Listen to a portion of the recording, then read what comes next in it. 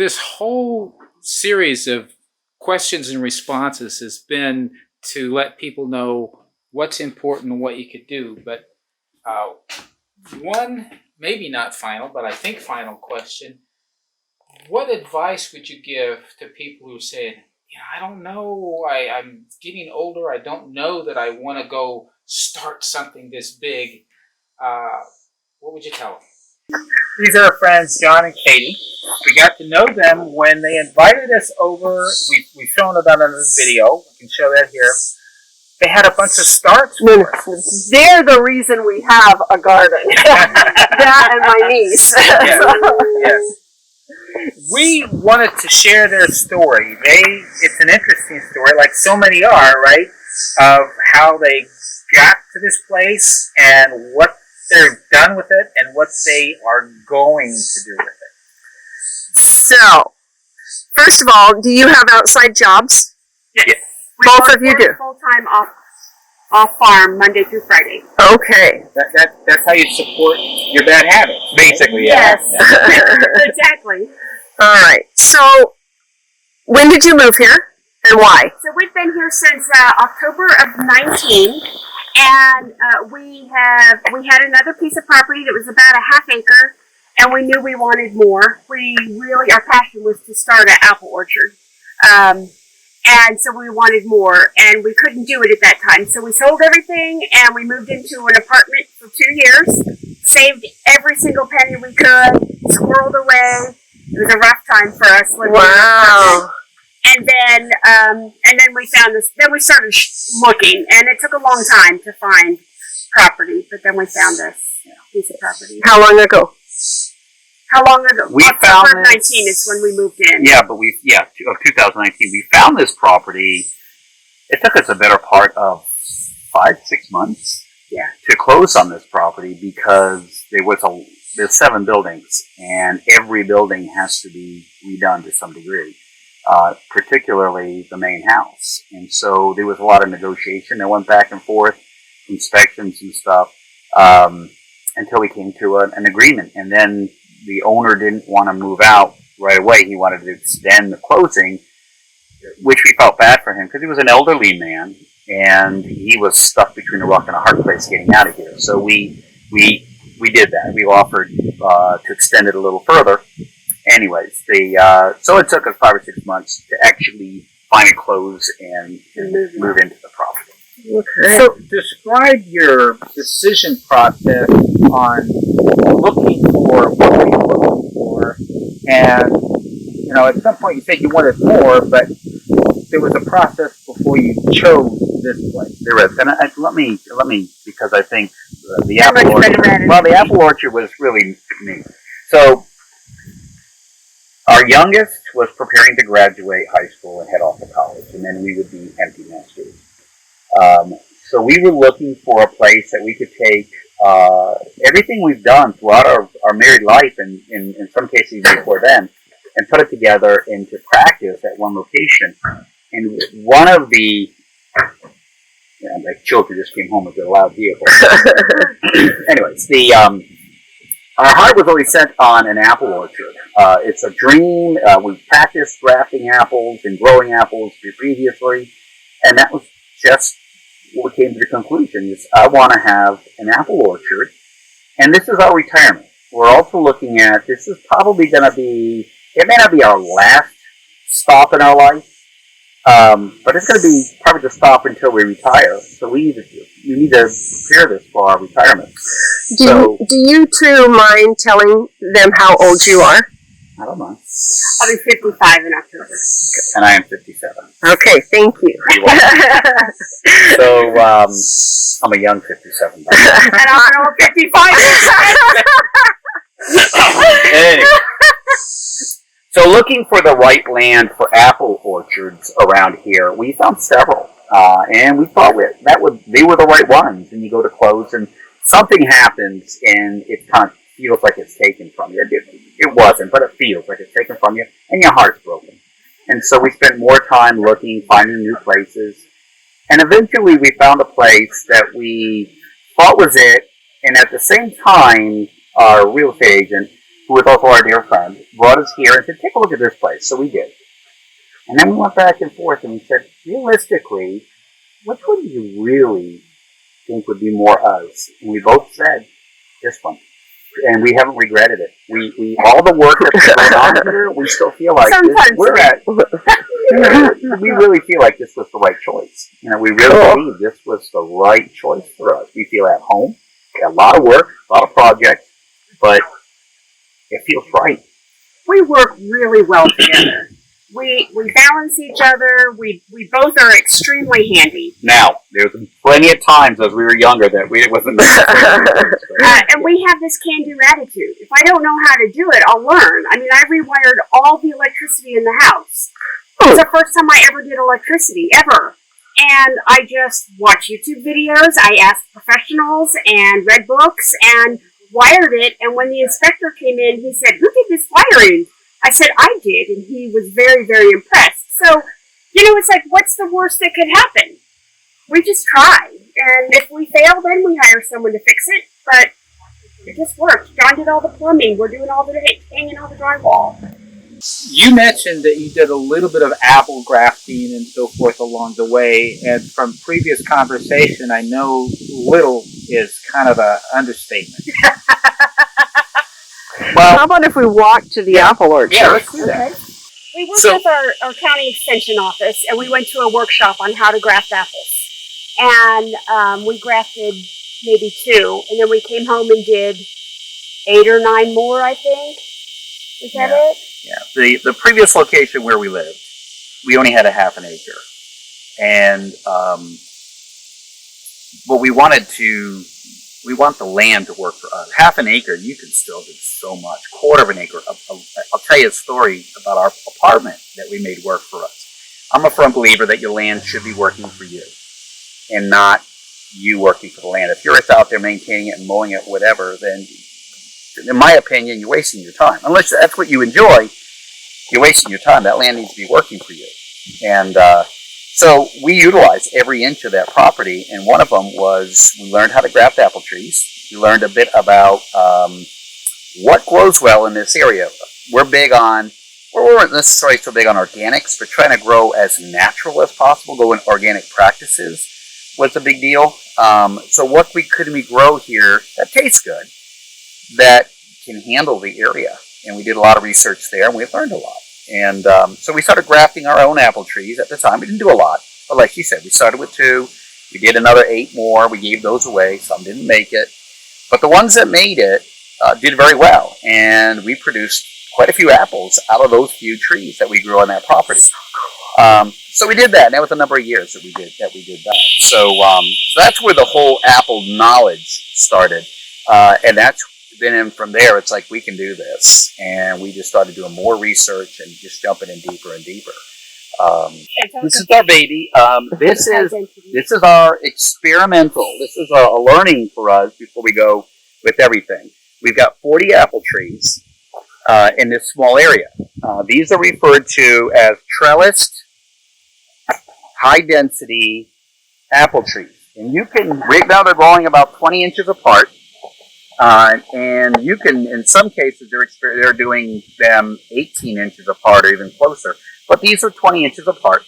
And each one will produce a bushel to a bushel and a half per tree. I'll fit about 1,000 trees per acre here. Now, I know people that can do a lot more than even that per acre.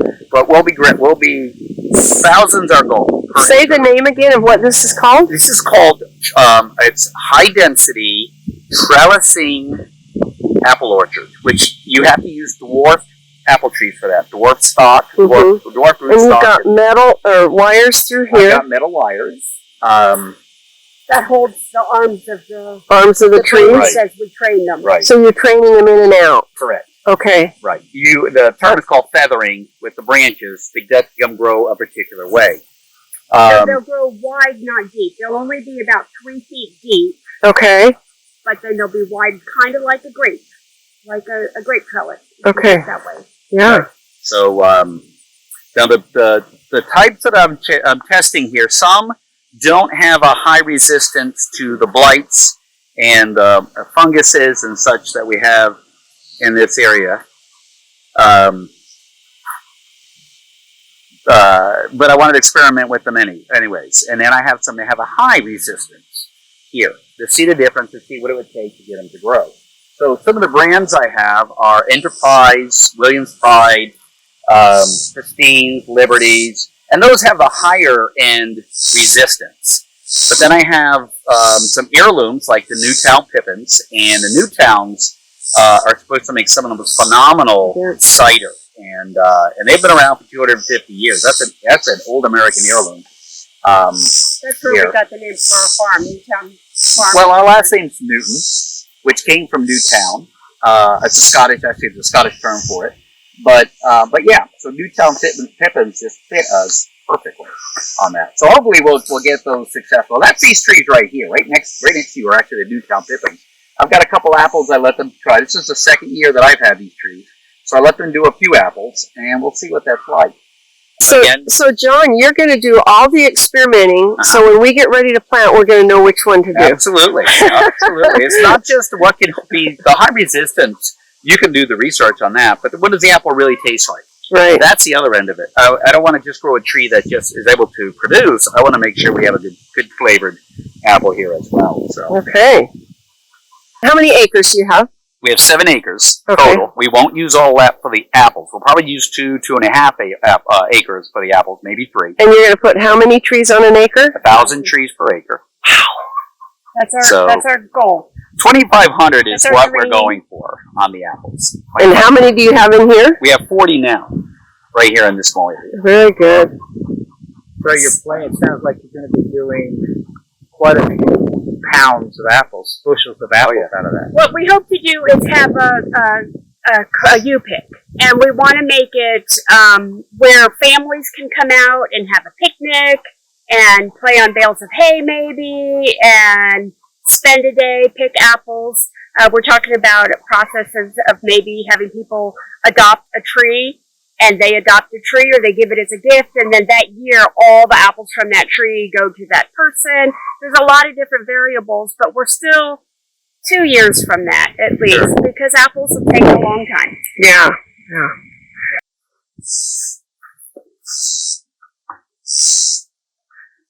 So is this your baby, Katie? This is my baby.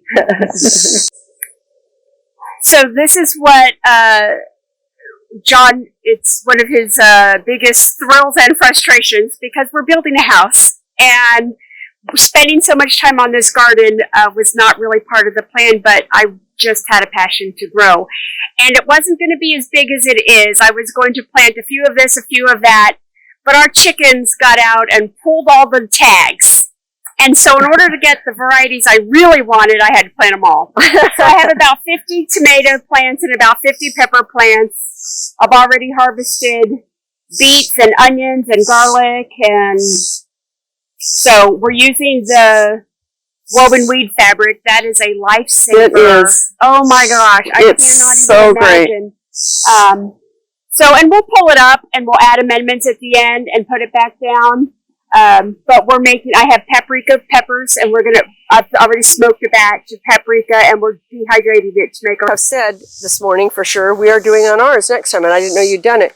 And that is to make wider. We're going to do at least 4-foot wide aisles. Yes. Because our plants are all running into each other. That's the hardest part about gardening, is when you go to put plants down, you put them 2 feet away, and you're like, this tiny little seedling, I surely can plant it closer. I know. And you do, and you regret it.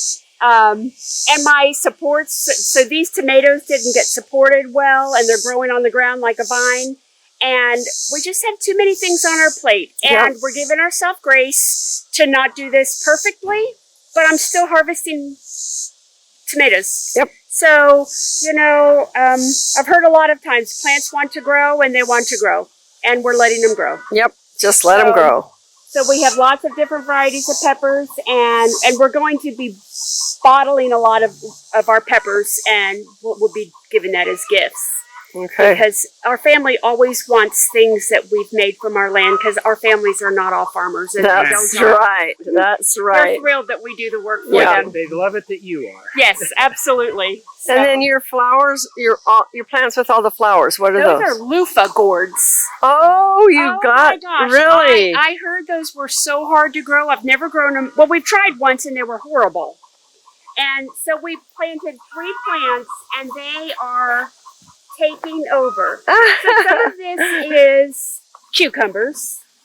Right, that and are growing. This one's so this plant here was planted way over there because they want to grow and they grow and grow and grow.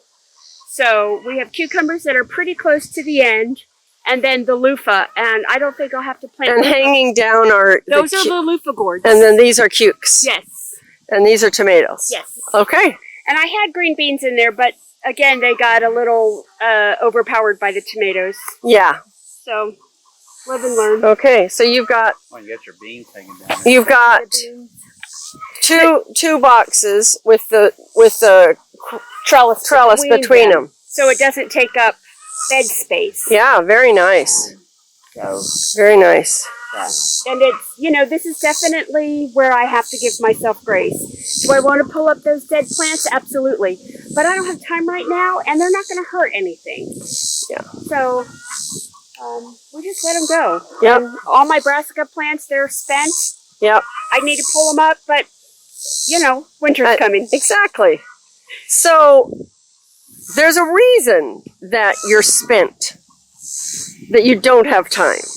Yes. Because you said you bought 7 buildings. Mm-hmm. None of them worked. Correct. And you live right up here in an apartment that you made above the Right. barn. Well, it already was an apartment, so there was Okay. already some plumbing up there. We had to redo it. We had to redo some of the electricity. It's about 500 square feet, and our sons who are home from college are living there with us. Yeah, it's really cute, you guys. One room. One room. They did amazing, though. Painted plywood floors, because again, we just needed it to be livable, something that we could survive while we built the main house. and The main house was 1,200 square feet, and we had to gut it to the studs, to the dirt. We rebuilt 2 outside walls. We thought it would take us about 6 months. It's been a year and 6 months. And we're hoping to be in by Thanksgiving. yay! We'll see. Okay, I'm going to ask what your hardest challenge is and your greatest joy. Hardest challenge, it really comes down to the time. Comes to the time. 2 full-time jobs. Yeah, trying to rebuild that. We're building the house ourselves. We're doing, we've had to replace 2 load-bearing walls ourselves. The entire floor had to be taken up down to dirt and just digging footers, making girders, making joists, and we did this all ourselves. So it's time. And our greatest joy is sharing. I believe that. That's the way we Sharing, met. Yeah. We love sharing what we are able to do, not only our knowledge and what we've learned, but what we're able to produce with other people. So they have done workshops for processing chickens. Mm-hmm. They sell all their seedlings out right because they're on a Mhm. main street. And will you do workshops on apples later? Oh yeah, Absolutely. absolutely. Yeah. Absolutely. And we just, we are not book smart on a lot of this stuff. We're experience smart. I mean, we've had chickens for Which we hear, by the way. 25 years. And do we do everything right? No, we don't do things the way most people do it, but it works for us. And so helping people to learn to work outside the box, that you don't always have to do it a particular way.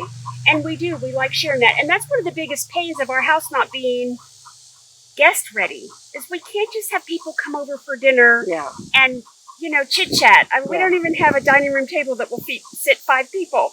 So, See, Jim, this is why I want my table. I understand. exactly. It's for entertaining. That's right. That's all I want it for. I want it for entertaining. Exactly. But we, we're beekeepers, and we share that experience with others. John mentors quite a few people. He helps other people with their bees.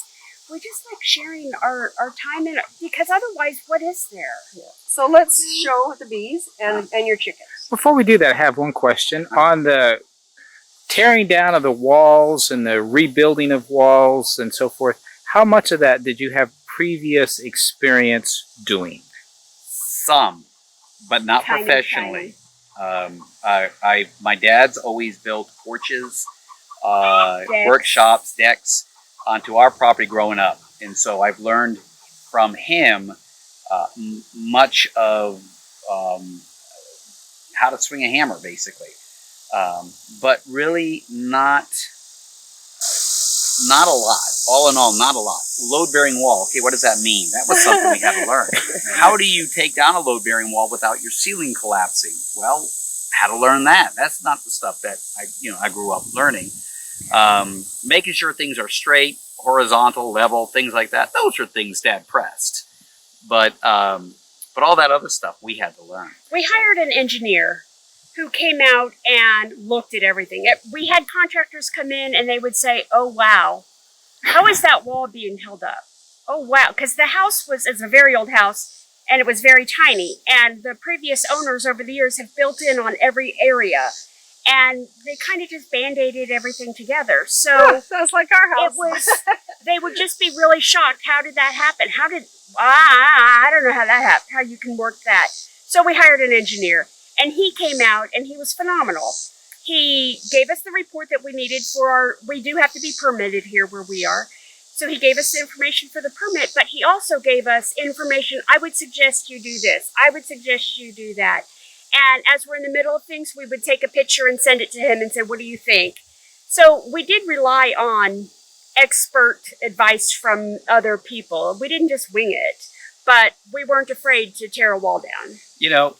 We jokingly say, this is the house that you two built. And there's a lot of truth to that. Yeah, Absolutely. no kidding. That's great. Yeah.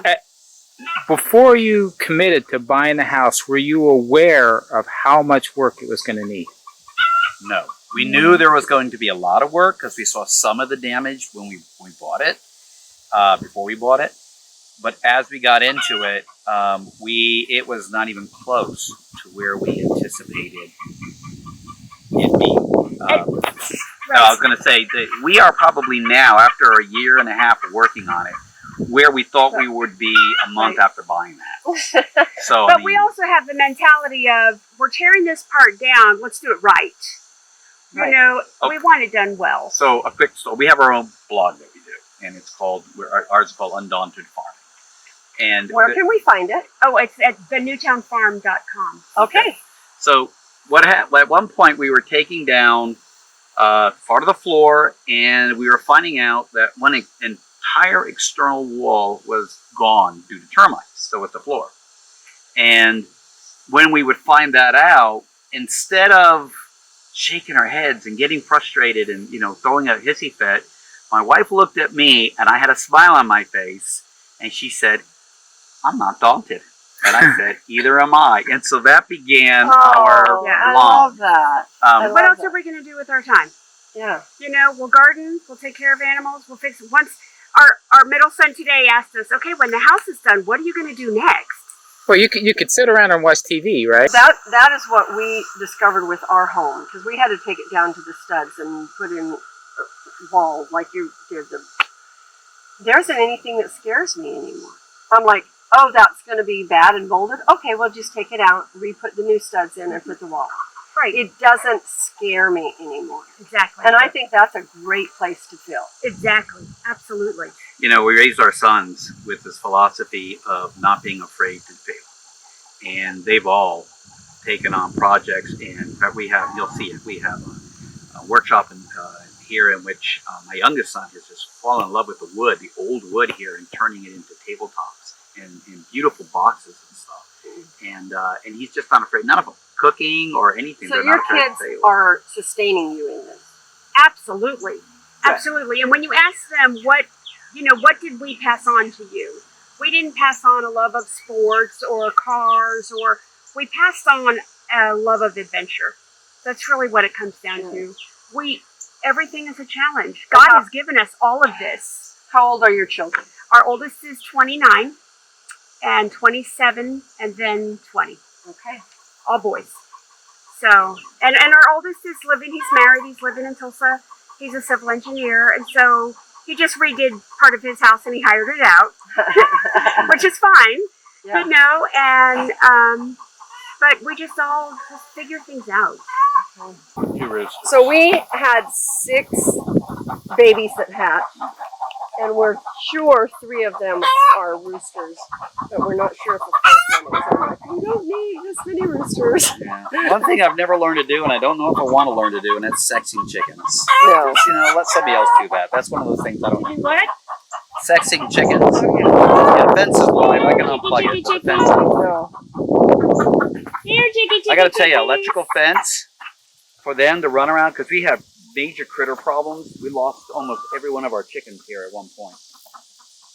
So this electric fence, we can even raise our meat chickens out here in the pasture with this thing and have No no coop. problem with critters. So they don't come up because they don't get past here. They don't get past there. Yeah. Okay. Foxes, coons, possums, they've all been here. Okay, and none of them have gotten in. We just had someone. And our coop is not closed in. That's what so many people have, these closed-in coops at night. It's not closed in. There's lots of air. There is a gate, and there's hardware cloth, but they don't need something closed, especially here in Missouri. If I was in Wisconsin, maybe. Well, you know, we were looking at building an enclosed chicken house farm for the winters here, because we came from Florida some years ago, and there you didn't have to worry about it. So we were worried about the winters here, and then we started reading about people in Canada, and they have totally open coops. They don't have any problem with the winters up there with their chickens not being kept up. We said, if they can do it, we can do it, and it's been fun. Yeah, ours is an indoor, and our problem is it's way too hot in the summer. Way too hot. Yeah, they go in there they'll go in for shade. They lay their eggs in there, they feed and everything. So it's Nice. we try to keep things easy. We have automatic waters, we have automatic feeders. So this time of year we have to check their water every day, but we probably only have to fill it every 3rd day. The feed is once a week we have to feed it. So it makes the more of those daily chores we can alleviate. Yeah, you have it in the garbage can with the holes I do. going in. Mhm, Okay. the PVC And you don't lose a lot of feed that way? You know what? I don't know that we've noticed that. They're outside, and of course they get this time of year. They're getting all the excess from the garden, so they eat and eat and eat. They even ate our hot peppers. Do they? I was wondering. I said, "What's the worst that could happen if they don't eat them? They'll be turned to mulch, right?" They were gone. I was wondering if I could market hot pepper eating eggs. hot pepper eggs. So, yeah, it's just easy for us. And Okay, so John's other love and expertise, besides the apples, is bees. Oh, yeah. We want to do bees. We've done one set of bees in the past. He does bees. Well, I've been doing it for about 8 years, so it's So- not lifelong, They're over but I here. grew up with bees. They're behind you. I grew up with the bees. I grew up in Kissimmee, Florida, in the swamps, and all the farmers in the middle of farmers, and they all had bees. But I never even thought about being a beekeeper until about 8, 9 years ago. And I just absolutely love it. And we don't get honey every year. Some years I don't do as well as others. This cold winter we had, I literally had 3 hives that starved to death because they couldn't move around in their hives they consumed the honey where they were, but they couldn't move to the next area to get more honey because it's too cold. They stay in a tight ball, they cluster, and they'll only move when it's warm enough for them to move, but it was so cold for so long they couldn't move and they starved to death. So I had all these resources when I opened them up with a pile of dead bees at the bottom. So there are some years you don't get much in the form of honey, and that's okay. they pollinate our garden. So this is just a storage shed, the little one. The front part where the stone is, that was at a general store back in the 70s. And our hope is that because there's a driveway that goes right in front of it, that eventually we will be able to turn that back into like a self-serve farm store. Oh, fun. Kind of idea where we would have, apples and baked goods and eggs and who knows what else. And the honey. and maybe our chickens. We're not really sure. So so right now that's just really everything that's not been used is just storage. We're just in this holding pattern for everything. House first, and then we'll move on to the next one. Got to take care of the people first. Yeah. Absolutely. And we won't run out of projects. Right. So then our house, and then of course the garage, and the whole bottom of the garage is just boxes of storage. And every time a kid comes home from college, they bring and leave another few boxes. And then our tool shed, and then the barn. And so we've got lots and lots of opportunity here that is just phenomenal. The one item you can't see from here, and we have a well house that's a pretty good sized well house. They used it as a storm shelter. The previous family that was here used it as a storm shelter, and it's pretty good, and it's below ground. So We that's hope to get it cleaned out and aired out. We'll use it as a root cellar too. Nice. Construction zone. Put my hat on. Yeah, get your hats on, everybody. Now let me turn the fan off.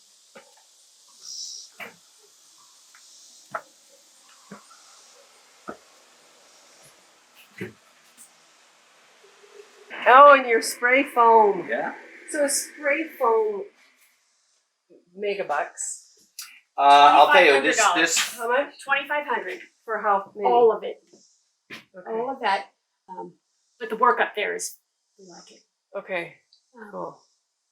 So yeah, so this was all regular ceiling here, and when we came in and we took it was slat and lath and Plaster. plaster. We took it all down. Oh my, what a mess! And when we saw the ceiling and the way that it was built, we started saying we could have a vaulted ceiling. So when the engineer came, we asked him what we needed to do. And we just had to put the wood that you can see is 2x6s. It was held up by 2x4s. 2x8s. Oh, these are 2x8s. It was held up by 2x4s. Okay. So we reinforced it. And so we can have the vaulted ceilings, which will be wonderful. Nice. Yes. Really very, nice. very nice. So you rented this? We bought this. You bought We were this? going to rent it, but it was $12 a day for 4 hours.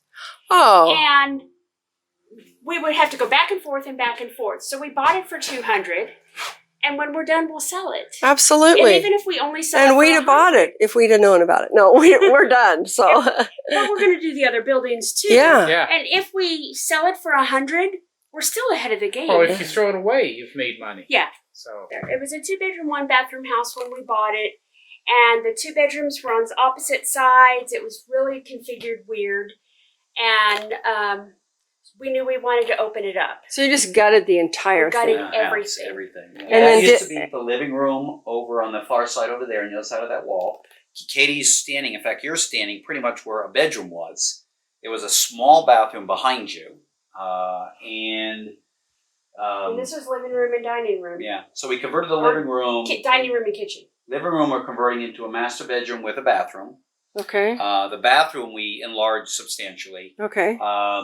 And we figured we'd turn this into a great room, remove the Kitchen's going to be over there? Kitchen's is going to be right here. Okay. The toilet is. Where the toilet is. Where the toilet is. That's going to be Yeah. our kitchen. That is That's our just. kitchen, yeah. and then we're gonna have where John's standing. There's gonna be a big island with lots of storage, and we're building all the cabinets ourselves. Nice. See?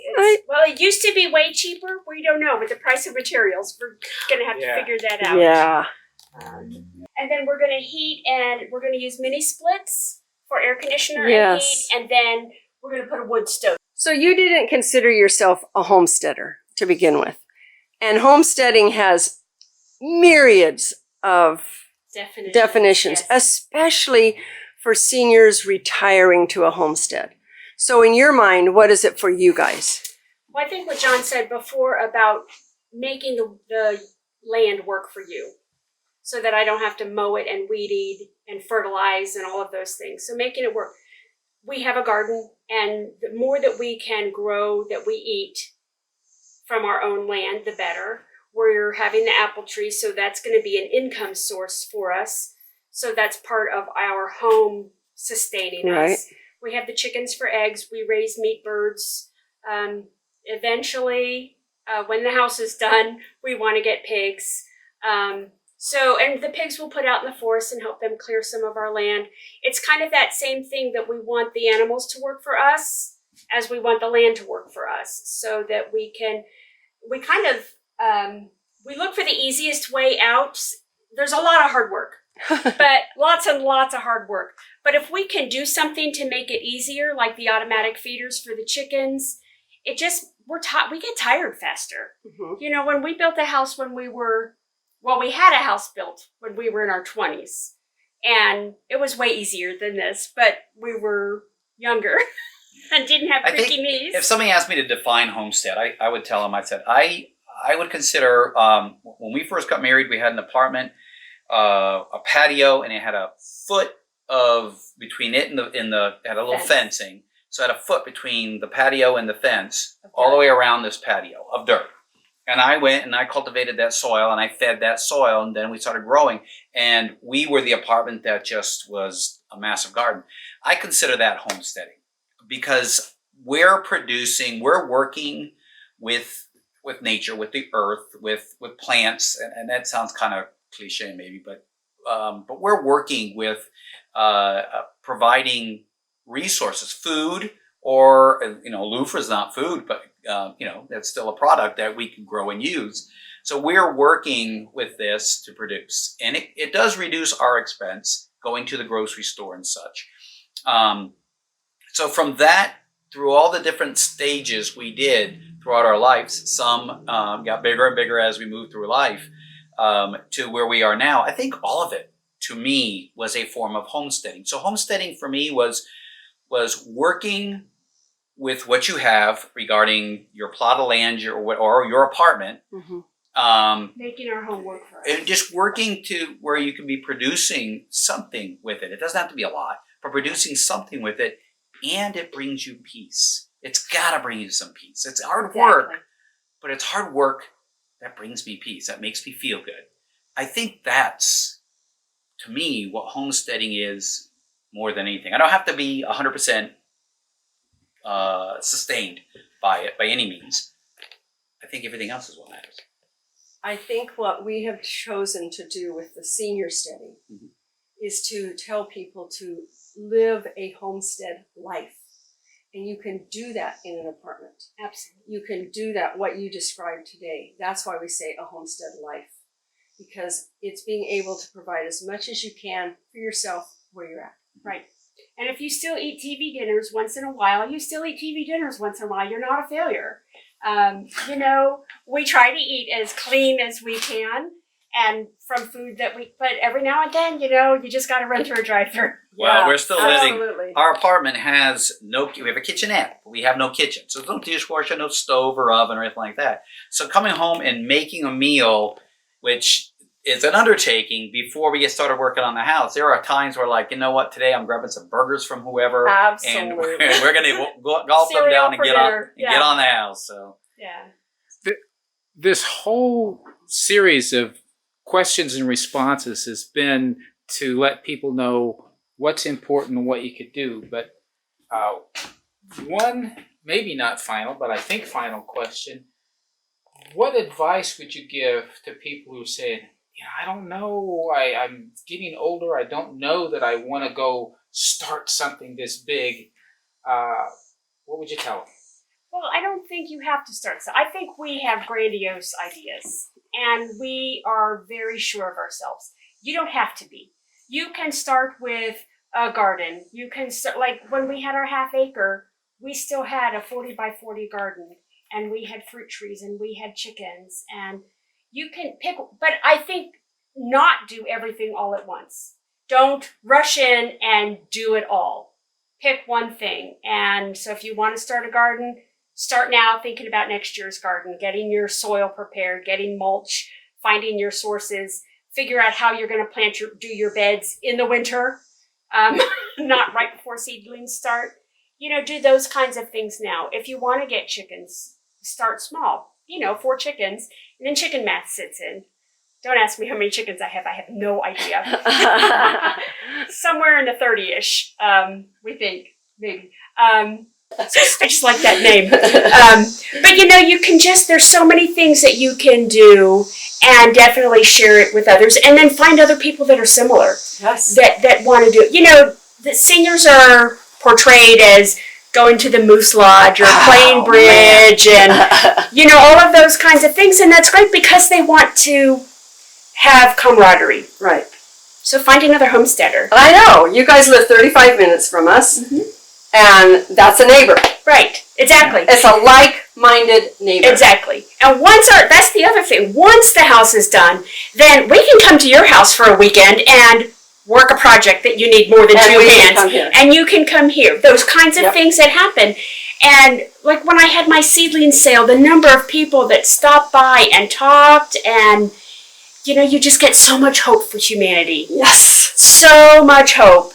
Like, okay, this world is not falling apart. God is good. And John, what is your advice? Part of it's harsh. Part of it is because I encounter this a lot. I encounter people who said, I can't do that. And my only response to them is, then you're absolutely right. As soon as you convince yourself you can't do it, you can't do it. If you're the person who says, you know what, I may not be able to do it right now, but I'm willing to try. I'll bet you, you know, I'm willing to try it. I'm like, yes. And don't be afraid to fail. You know, what's the Edison? 1,000 times I didn't fail. That's not 1,000 times that doesn't, you know, that you don't use to make the light bulb work. It's the same thing. If you're willing to give it a try, if you're on the fence, if you're like, I'm not sure, just get off the fence and say, okay, you know, I'm going to do it. Just try it. Try it small. Don't go nuts. Don't get out of control. You don't have to completely change your life around by any means. Just try it, and then find others who are, like I said, like-minded, that would like to do or already do some form of mini homesteading. Maybe that's a better word, like an apartment, mini homesteading.